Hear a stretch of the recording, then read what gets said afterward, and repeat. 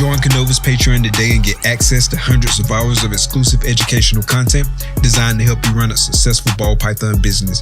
Get insider information on the latest genetics, hot new combos, and market trends, learning directly from the world's leading ball python designer. With 5 benefits packed tiers, you may be asking yourself, which tier do I join, Bit Mike? Well, if you're on the fence, I'd recommend the student tier. When I first joined the Patreon almost 4 years ago, this is the tier that I started on, and it's only gotten better since. So don't delay. Join the KINOVA Patreon today.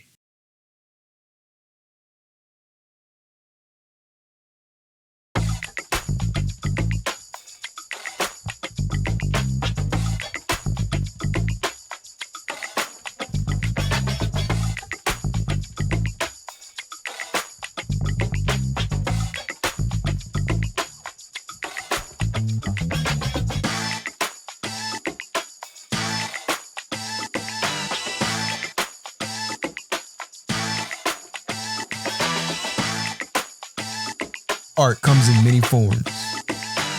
At Armless Angels, it comes to life.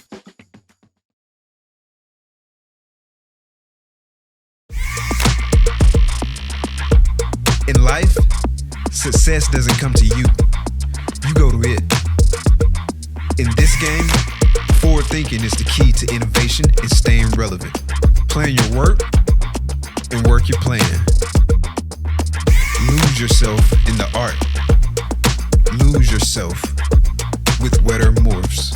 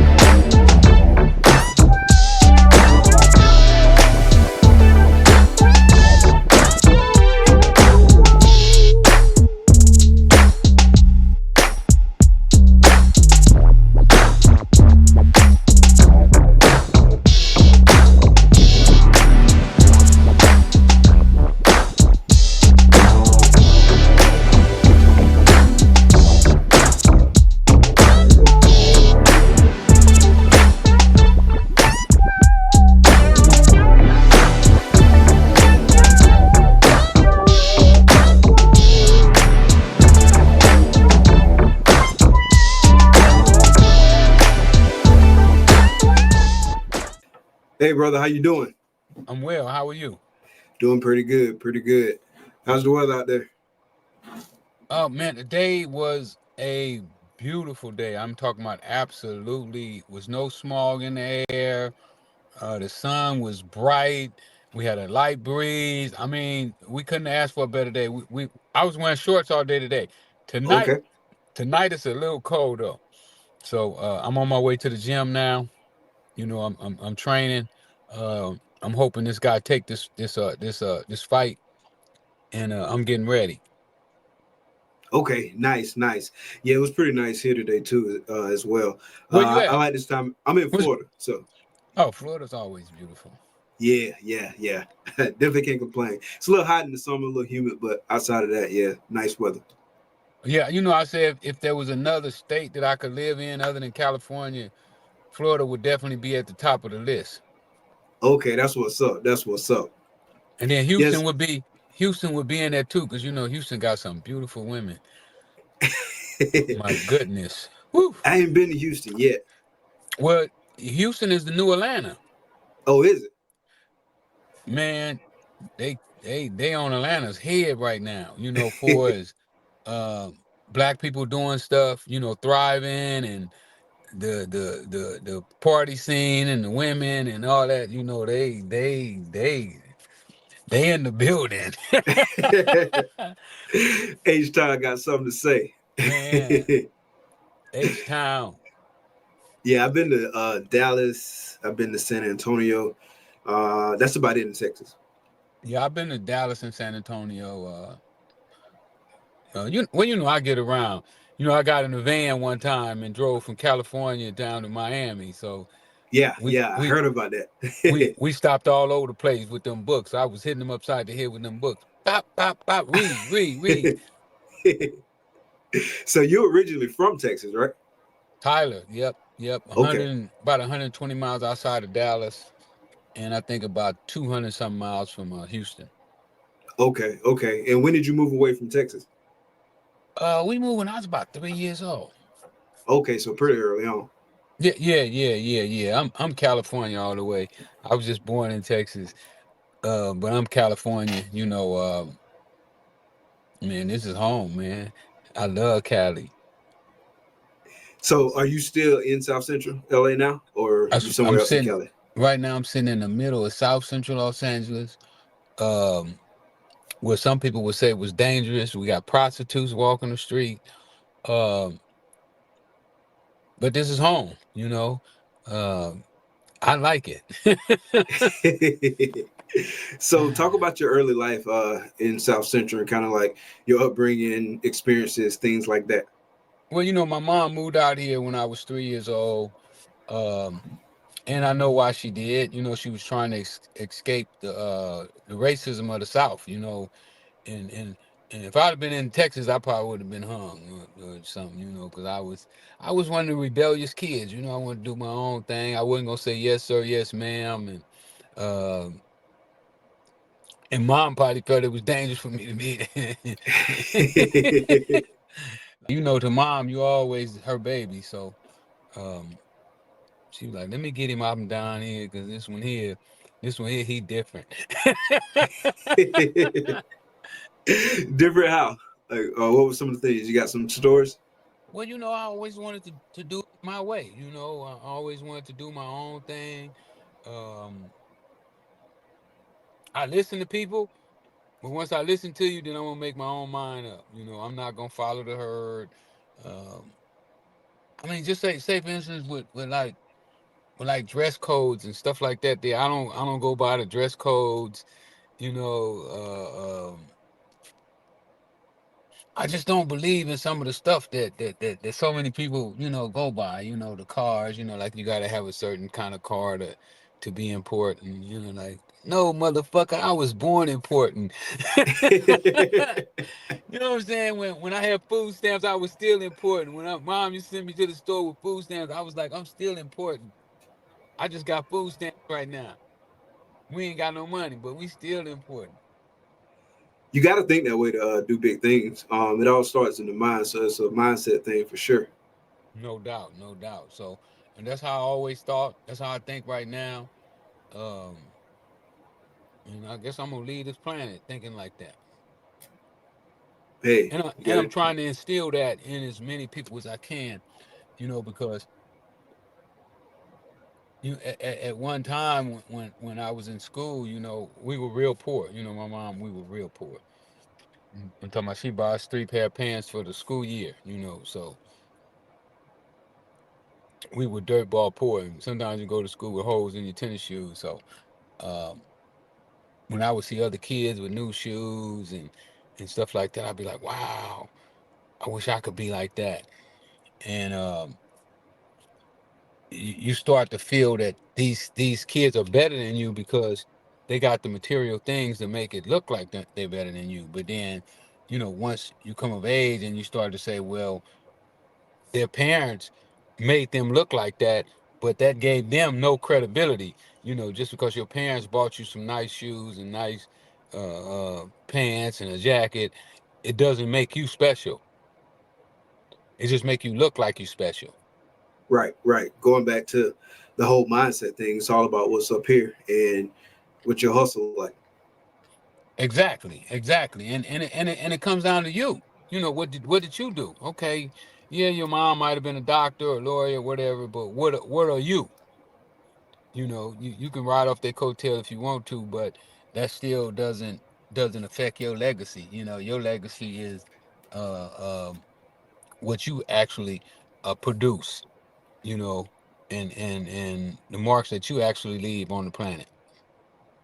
100%, 100%. So early on, I guess probably like your teenage years or whatnot, you were a avid tennis player, right?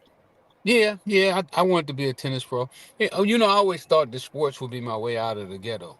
I used to want to get out from over here. When I was young, I used to be like, oh, I don't want to be over here. I want to go somewhere else, where they got green grass and, the streets are clean. I didn't understand, clean up your own street. If you clean your street up, then your streets is clean too. So when I was young, I wanted to get out of here, and I felt that, because, when we grew up, we had roaches and rats and broken windows and holes in the floor. And, people might not know that they had that in California, but at one time, there was houses in California that had holes in the floor and rats and roaches and all that. And we lived through that. So when you're living like that, you're trying to figure out, how do I get out of here? And so tennis was going to be the way.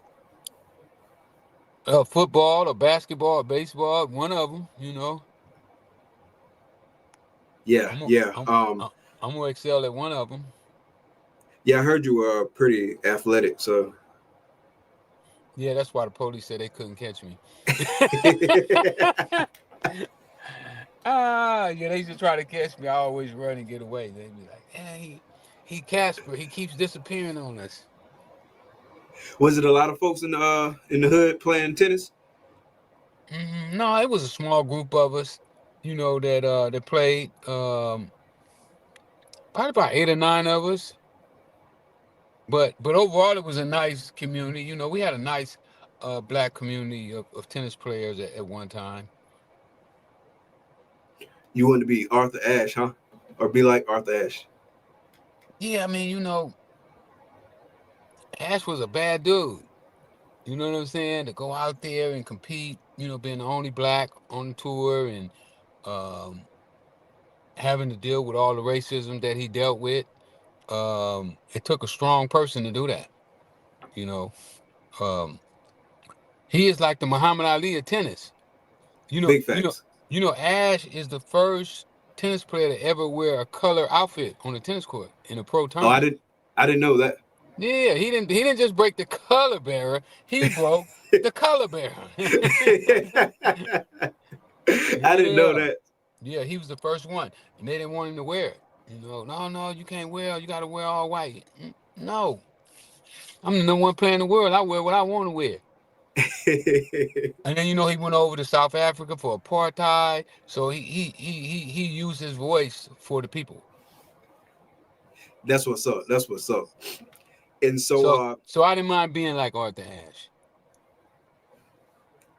So at what point did things start going a different route for you? So you're playing tennis for a while. I don't think you went to college with the tennis. So talk about kind of an inflection point in your life where things start like going different for you. You start well getting after it was discovered that I couldn't read, and they made it very clear that I wasn't going to be going to a 4-year college, not being able to read and write.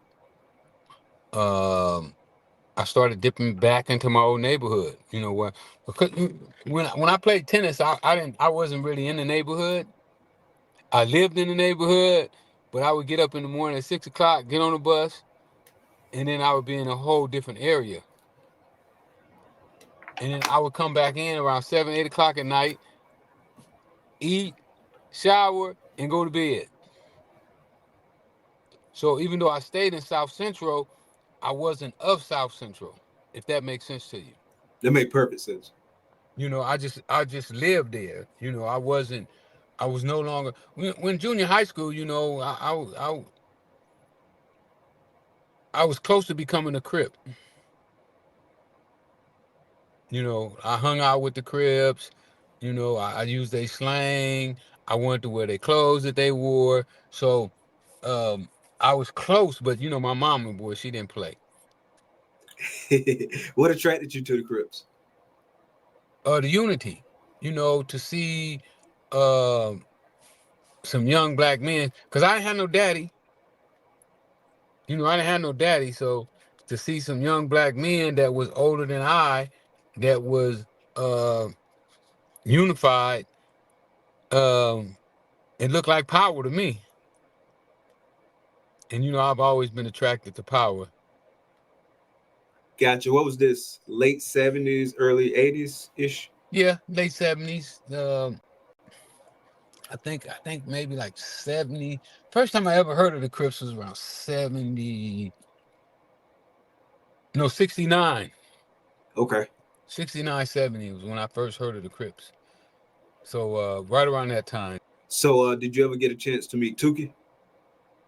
I never had a conversation with Tookie, but I've been in his vicinity.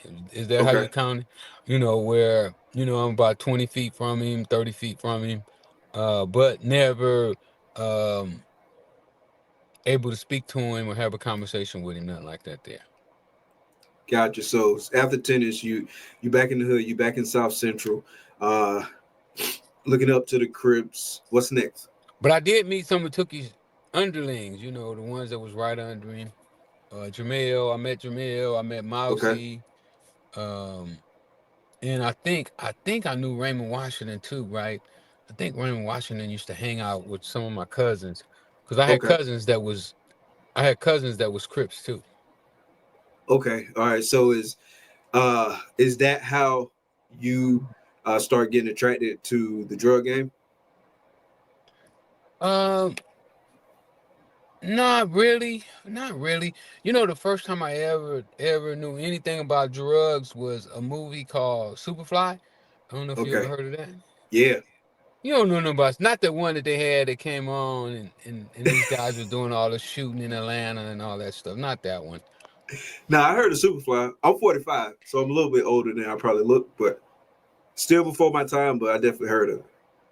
Yeah, what Superfly was about, this brother who he started selling drugs, and he was selling drugs for the man, cocaine. Mm-hmm. And one of my cousins took me to that movie, and I watched it, and man, I just love that dude. I might have liked him more than I like Arthur Ashe. You know what I'm saying? Hey, let me tell you, this brother beat the police down, like 6 police. He whooped them. You understand what I'm saying? Right. Like, So it was the power. the power again. Like, and then he told him, because he had a suitcase with him, and they thought his money was in the suitcase, but he had already tricked them and got the money outside the building. And so they grabbed the suitcase and opened it up, and his dirty laundry was in it. He said, doing my dirty laundry ain't gonna save you, sucker. He said, you could try to do my dirty laundry, I'm still gonna get that ass. So you know, man, it was just like, I just fell in love with that. And this was before I really know about the subconscious mind and all that stuff, right? Mm-hmm. So I don't pay it no mind. I just say, you know, young boy, I'm about 13 years old, 14 maybe, and I'm an aspiring tennis player. I'm gonna make it in tennis, but I did love that guy.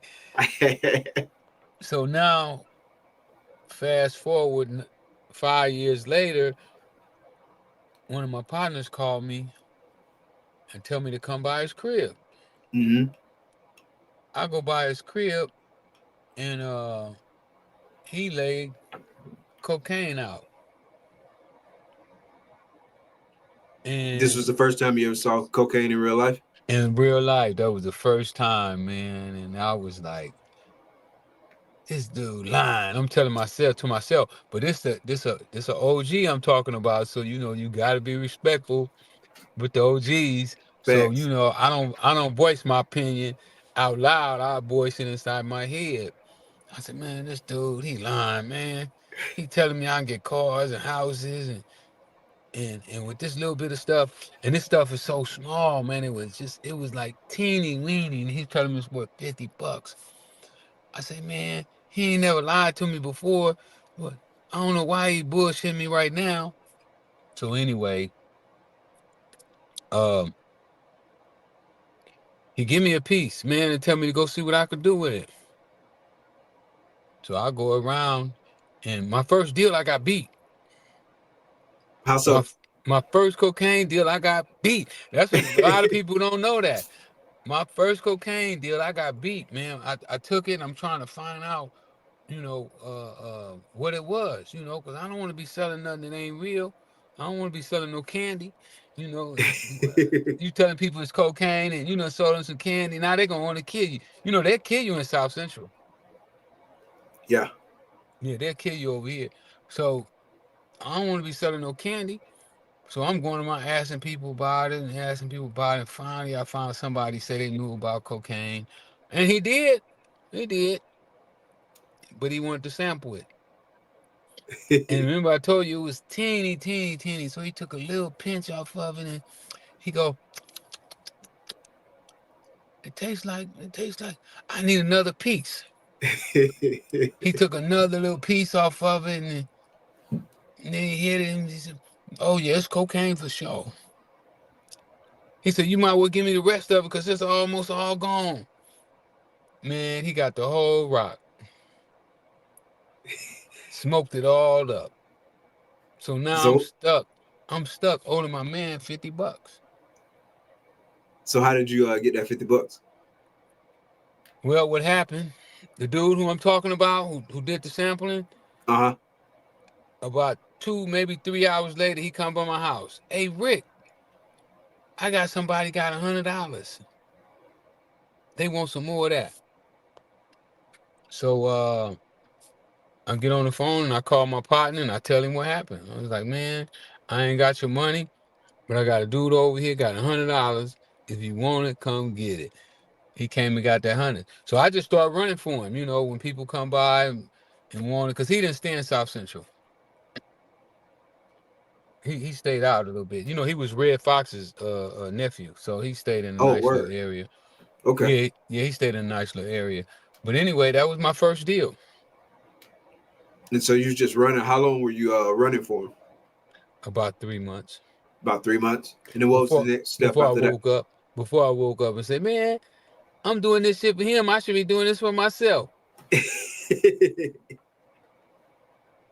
So what triggered that change of thought process? Just hit your head, or was it something someone said to you? I don't know. I just got tired of just handing him all the money, and I was broke. You didn't get nothing? No, he wouldn't give me nothing. I was just doing it because he was the big homie, Okay, yeah, definitely got to take a different route. Yeah, so then I got my own pack. I scrounged up. Me and my partner scrounged up on 300, and we went and grabbed us a pack, and the rest was history. We went from that to we sputtered a couple times, half ounce, then an ounce, then 2 ounces, 3 ounces, and then next thing you know, we doing 200-300 kilos a day. Man, we were making new clientele all the time. But I'm also looking for clientele every day. I'm out looking for where they doing it at. Where they freebasing at. Who freebasing. So, I was constantly looking for new customers. A freebaser is a person that bases for free. They don't have no money, but they basing. So they call them freebasers. Now, crack is something the government made up. We never called it crack. We called it Ready Rock and just freebasing. Okay.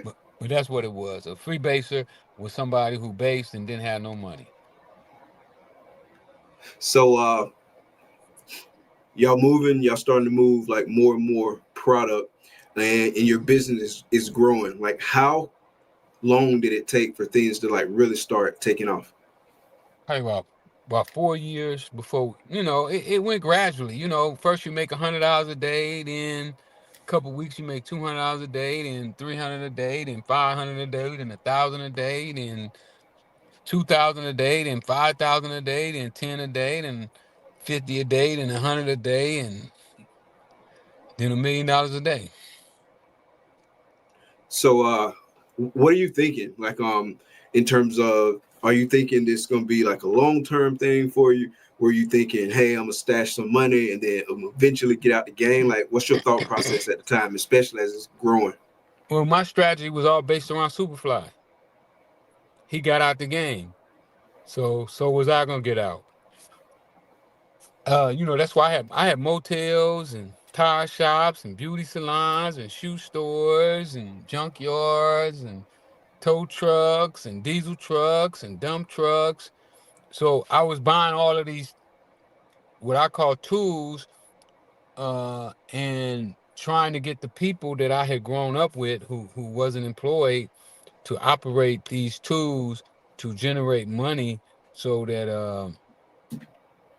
I could get out the game and that they could have an income. Did you have like a exit strategy in terms of either how much money you wanted to make doing it, or how long you wanted to stay in the game, or you just playing it by ear? Like, what kept you in?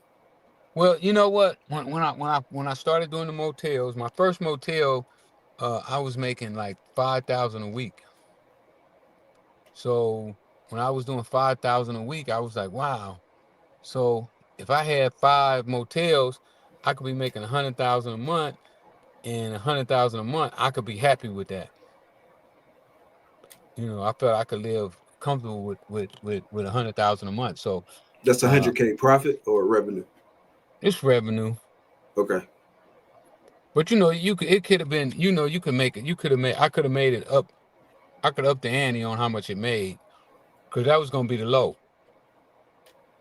So I started building more motels. I was in the process of building 3 more when the feds came in. You said 3 more?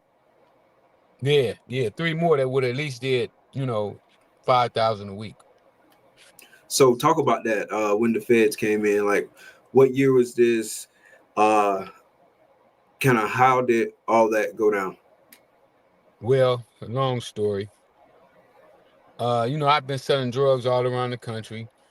And then here in LA, they formed what they call the Freeway Rick Task Force.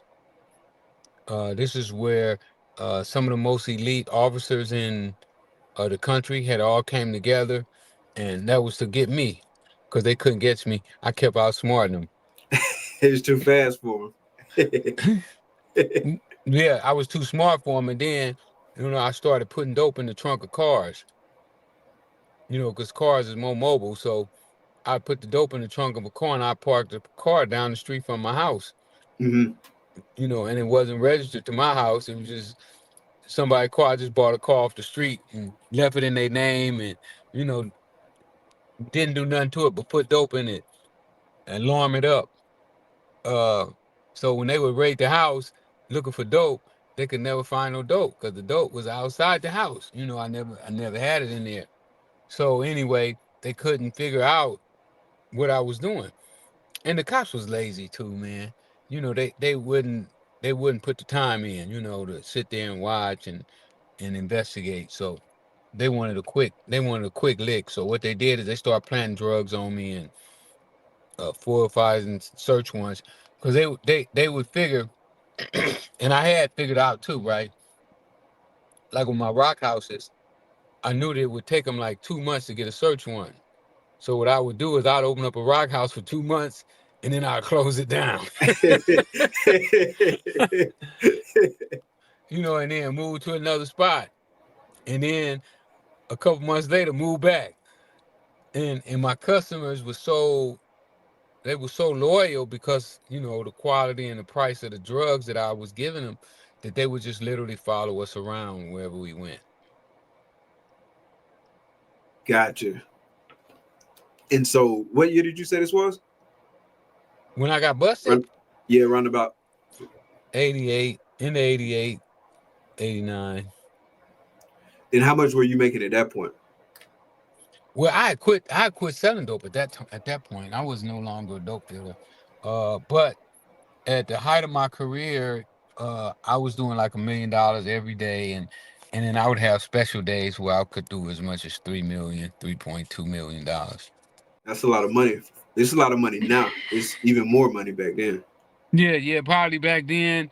You figure in LA, the average house back then was like 55, maybe $60,000. So you're talking about you do $3 million, you could buy 60 houses here in LA right now. If you own 60 houses here in LA, you wealthy.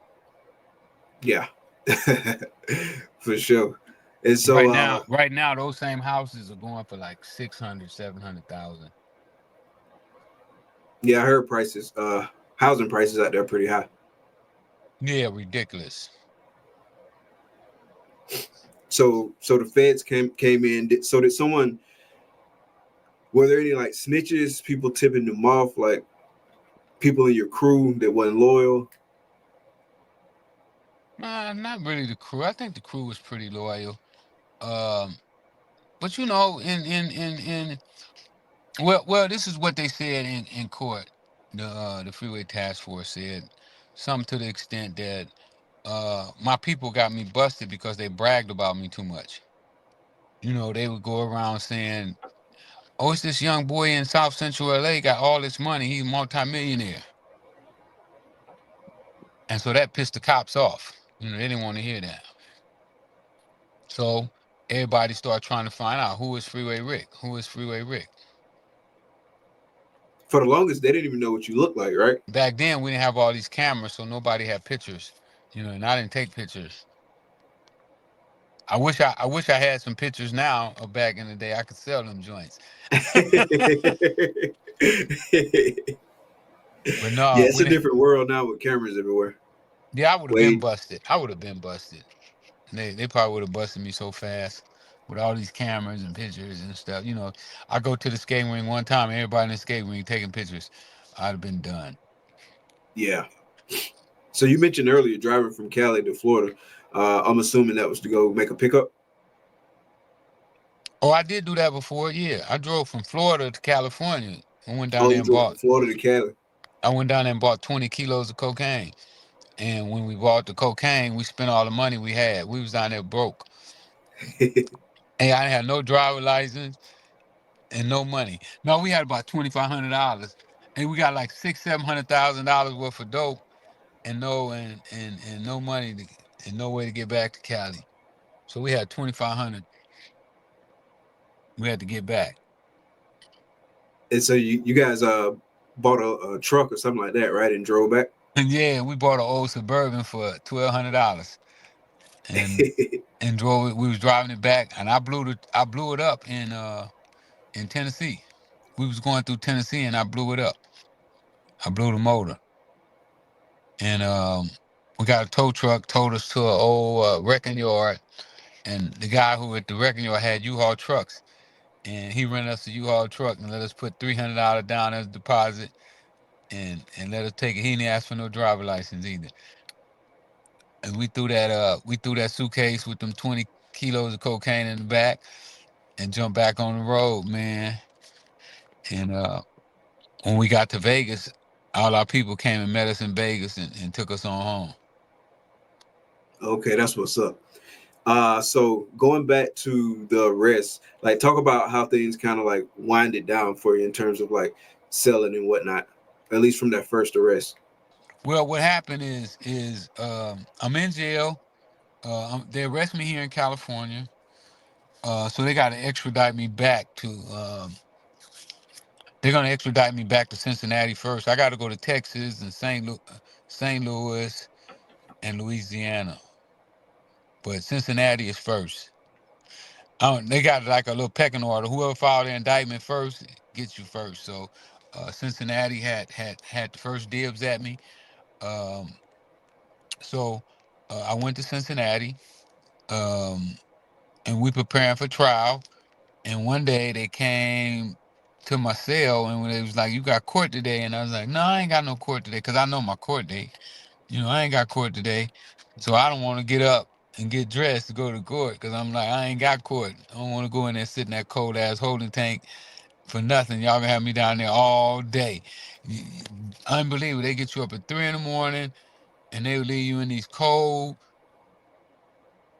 tanks with bars and stanky inmates till maybe 6 or 7 o'clock at night. and then they want to feature bologna sandwiches or cheese sandwich and something. So anyway, I don't want to go. So finally, they convinced me that I gotta go. So I get up, go down there, and remind you that I told you about those cops who was planting the drugs and lying on search warrants and all that. Mm-hmm. Well, I hired a private investigator to investigate them, Okay. to build a case against them. And them the ones that the rapper always talk about I testified against. Because I testified against these cops. Dirty cops though. Yeah, they was dirty. Absolutely. The worst. The worst cops you could have. Because they play both sides of the fence. So anyway, uh, they called me to court and they tell me that because the investigation, we'd already turned the report in to the prosecutor and everything, because we was trying to use that as part of my defense. Like, oh, you can't put me on trial because these cops can't believe nothing they say. They lie, they cheat, they steal. So they tell me that day that they want to make me a deal. That if I testify against the cops, they'll cut my time in half. And so we wind up cutting the deal that day. How And much time was you up against? well, it varies, right? Because what they had me charged with was 49 kilos a month, which would carry from from 10 to 20 years. And they had me with doing that every month. They had me doing 40 keys every month. So my time could have went up to maybe 20, maybe 25 years, something like that there. Okay. So about But 10, 20, 10, 12 and a half is what they was cutting you the no, deal for? now I make the deal for 10. Okay. And then if they indicted the cops and I testified, they would cut it to 5. Okay. But I had been trying to, before they even told me there was a deal, I was trying to take 20. I was trying to take that and run with it, because when I got arrested, they had a bunch of the little homies in there that was getting life sentences. So, I was trying to duck that life sentence. Gotcha. So So you ended up getting 5. yeah, I wound up getting the 10 cut to 5. Okay. And Yeah. so when you served, did you do that whole 5 or did you get out a little early? Well, what happened is you don't do 5 on 5. You do, I think it's like 4 something. Uh-huh. But when I finished with that, I had to go to Texas. When I finished that sentence, I had to go to Texas and do a sentence. So I wound up having to do another year for Texas on top of that. So it really turned out to be 5 and some change. Okay. And then so after you did the year with Texas, what happened after that? They let me go. I get out in Texas. I leave Texas Correctional, whatever they call it, TDC or something like that. I don't remember. And did you go back to South Central once you got out? Yeah, I went back to South Central, and that's where my old drug supplier set me up with a dope deal. Where he was working for he was working for the DEA. Okay. And that was, what was his name? Vadone? Blandone, Oscar, Blandone. Oscar Reyes Danilo Blandone. Blandone. And so talk about that. Tell that story. Well, I just got out of jail, so I get a phone call, and it's my old partner. I'm thinking that, wow, what a good dude, calling to give me a hand. And he started talking about drugs. I'm fresh out of jail. I only been out of jail, a day, and here he is talking about doing a dope deal. And I'd already committed that I wasn't gonna do it, do no more drugs. I told myself, I'm gonna go clean, I'm gonna go straight. Um, but now here he is throwing dope out to me, and I was working on this old theater. I had an old theater that I was gonna call the West Coast Apollo, and I'm putting it together, and but I'm short on money. I've been in jail 5 years, and my money's low, and I want to do this theater. So he comes up with the bright idea, sell dope and get the money. And for 6 months, he hounded me every other day. Hey man, I got this dope, cheap price, great product. Let's get some money. Stop begging. And eventually, I succumbed to him, and I brought one of my little homies, Chico, in. And Chico agreed that he would buy the dope and sell it. And so when Chico agreed, what happened after that? Did the feds came in shortly after that? And Vlandon, he was one of the Nicaraguans, right? Yeah. He was the minister of agriculture for Nicaragua. When Chico gave him that bag of money, they went crazy. Police come from everywhere. Oh wow. Where you weren't there though, right? I was standing right there. Oh, you standing right there. Yeah, they tricked me. Dang. So what was going through your I head was at the time? bamboozled. I'm finna go to jail forever. I ain't gonna never see the streets again. And so talk about how that trial played out. Well, we started trial.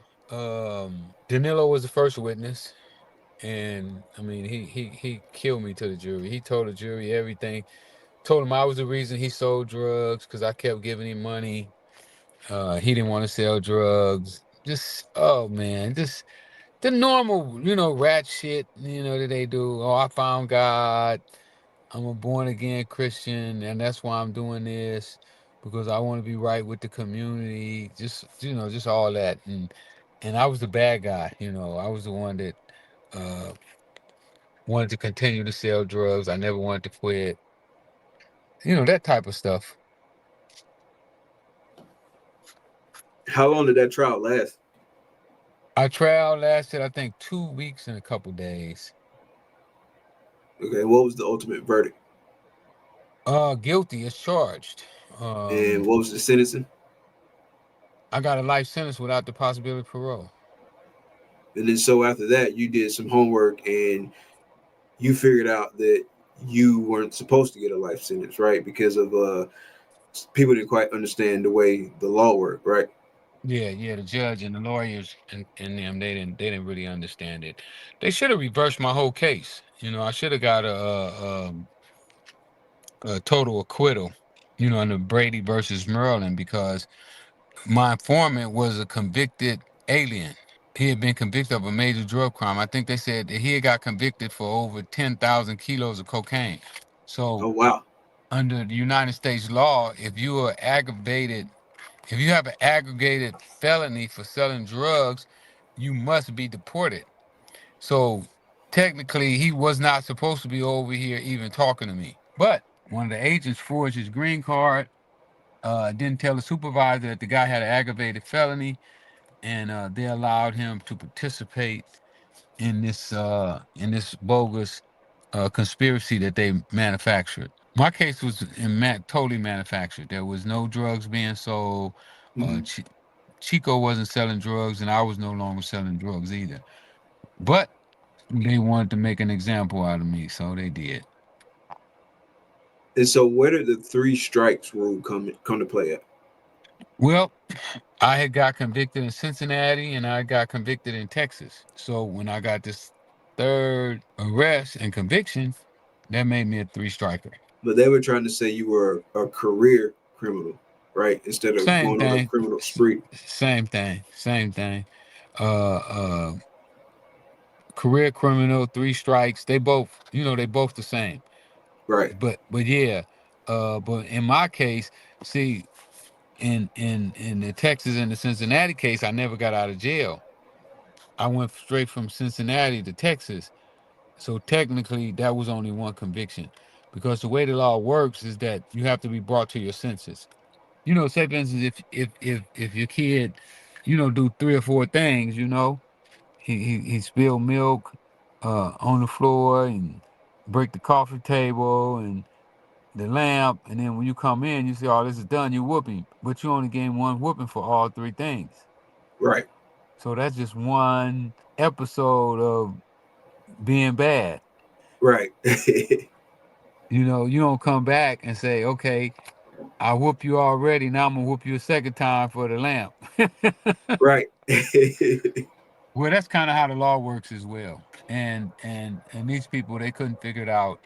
They thought the important thing is that that my cases was in different states. You know, they thought those were important situations. But I tried to explain to them it didn't matter if it was different states because it's all the United States. And so they didn't understand that distinction. Right, and the important thing was the intervening arrest. What it is that you commit another crime after you've already been out of jail. Not committing two crimes at the same time. Not that you go on a crime spree. Right. You know a crime spree, like somebody might break in 5 cars all at the same time, all in a row. Well, that's considered one spree. Mm-hmm. But now if he break in the car today and the police grab him and take him to jail and give him some time, then he get out of jail and go do the same thing again, then that's a strike. That makes sense. And so using that argument, did you end up, like, how long did it take for you to get out using that argument? No, it took a while. Once we won the appeal, it still took 8-9 years before I eventually got a release. Okay, so this about what, 1990? What year is this when you got out? I got out in 2009. 09. Okay. So one thing I wanted to ask you about, like, the whole thing, obviously, like the whole Iran Contra thing, like that was a big thing. So at what point did you figure out about that? Like, when did you learn about that, and what was going through your head at the time? I found out when the rest of the world found out. Oh, really? When San Jose Mercury News published the article, was the first time I found out about it. So what was going through your head? I didn't believe him. Why not? How could me be involved with the CIA? I couldn't get a job at the CIA. I couldn't get a job at the police station. I couldn't get a job at McDonald's. I couldn't get a job at the liquor store. How could I be involved with the CIA? No way possible. The reporter had to be on crack. He been smoking my product. Yeah, that's what I thought. He had been smoking my product. So at what point did you kind of come to grips with, hey, this is true? I didn't really believe it until the CIA sent down the AIG and they did the report, and in their report they admitted that they knew that their guys were selling cocaine. And then I said, wow. That's crazy, right? Bananas. Our own government selling cocaine to its own people, poisoning the neighborhoods. So do you think they were intentionally putting it in black neighborhoods, or do you think that was kind of a unintended consequence? Well, that's been $1 million question, and they creamed Gary Webb, the guy who wrote the article about that same issue, because they said that Gary said that the CIA intentionally did it. I say it don't matter what they intended. What wind up happening is that it wind up coming to our neighborhoods, and it caused us a lot of hardship, as far as people being strung out on crack and so many hundreds of thousands of black men being incarcerated for selling crack. 100%. So speaking of people being incarcerated, at what point did you learn about former correctional officer Rick Ross using your name? Man, we already got something going online about this here. Oh, word? Yeah, it's all over the internet right now, man. I know I did on purpose. So y'all got a Twitter, I guess, an X beef? Like, what's going on with that? Well, he beefing. I told him let's just take it to the ring and see. Whoever win the fight, keep the name, and if I lose, he can become Rick Ross, and I'm gonna name myself Joe Smut. So, did y'all go to court about it? Because then you filed a lawsuit? Yeah, I filed a lawsuit against him. I lost in court. Okay, and then you ended up having to pay his fees, or like, how did that work? Like, I think I heard like $1 million. I owe them $500,000. Well, no, they wanted $1 million. I think the judge awarded him $500,000. I think that's what I owe. When I get rich, I'm gonna give him to him in quarters. Known for his innovative approach to genetic shed testing and top-quality ball pythons, Grey Rider Reptiles also excels in exceptional customer service and responsiveness. With a quick turnaround time, Charlie ensures you get the service you want and need. Visit shedtesting.com to explore his offerings and experience the best in the business. Don't miss out. Head to shedtesting.com today and unlock the power of your breeding projects.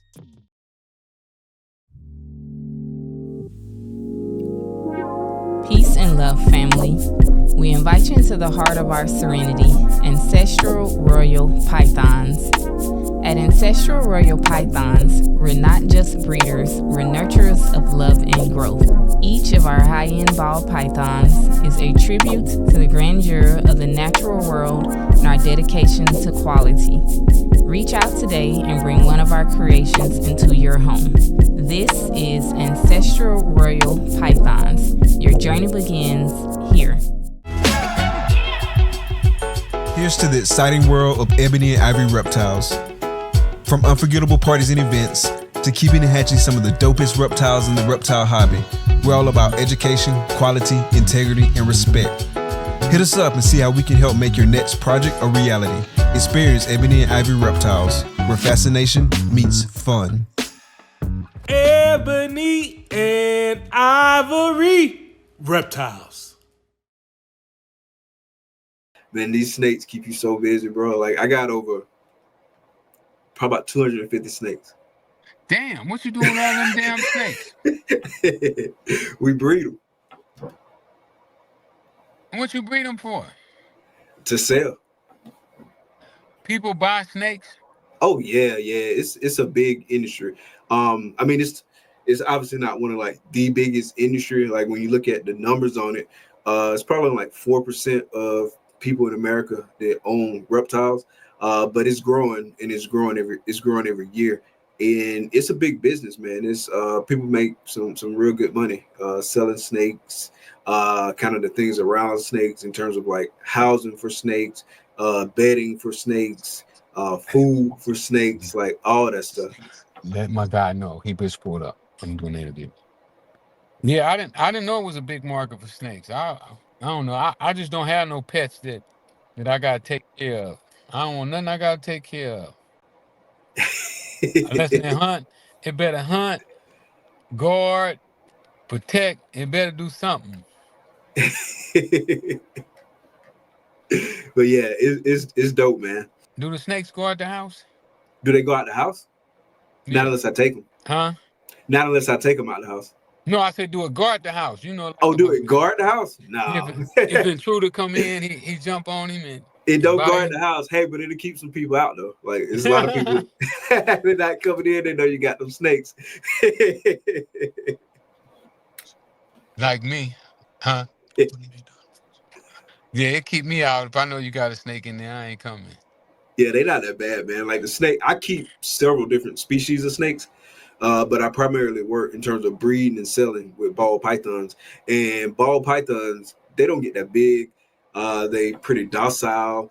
And the way the ball python game works is essentially, so there's like a wild type ball python, which is like the way it would naturally look in the wild. And then what really has the ball python market going is what they call morphs. And so like a morph is like a genetic mutation that either changes the color of the ball python, it changes the pattern of the ball python, or it changes both. And some of those morphs are what they call incomplete dominant.